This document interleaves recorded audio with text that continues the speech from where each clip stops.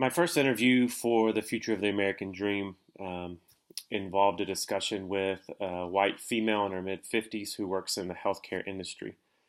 I thought that this person could give a unique perspective in thinking about the American dream from a generational perspective, but also from a female perspective.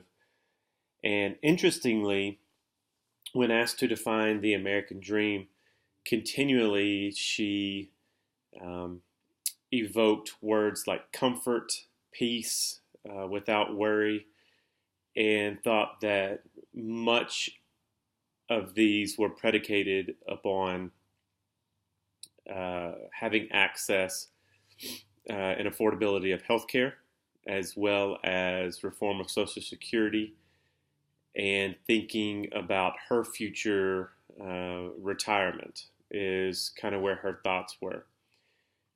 She did rely heavily upon thinking about the American dream as tied to political decisions. And so there was some concern in the future of the American dream that if certain presidential candidates were to be elected, that it could prove to be overly destructive to the American dream. Although she thinks that the American dream is currently losing steam and potentiality for most Americans in the U.S. In that regard, interestingly, she seems to think that the American dream could be destroyed extremely quickly, but any type of recouping or reformation of it, a real instantiation of it, would actually take a while. In her words, it probably wouldn't occur in her lifetime. And then in thinking about this, what should it be? A lot of her wording, her phrasing centered around an individual work ethic, that it was from the ground up, that the individual was responsible.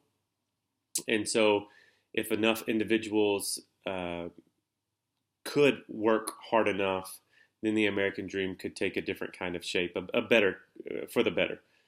And I'll close on this. One thing that I found extremely interesting was that there were several words that never came up in the conversation that have been recurring in our classroom discussions and in many of our readings. Words like freedom, words like prosperity, words like opportunity, never came up, never mentioned in the conversation. So it's interesting to think about how we as a class of graduate students think about this thing called the American dream, and how someone not within the readings, not thinking about this academically, I guess, but thinking about it pragmatically on the ground, has real world concerns for herself and her family, and the American dream is something that could possibly be a solution to those things. Not a solution as an easy fix that she's entitled to,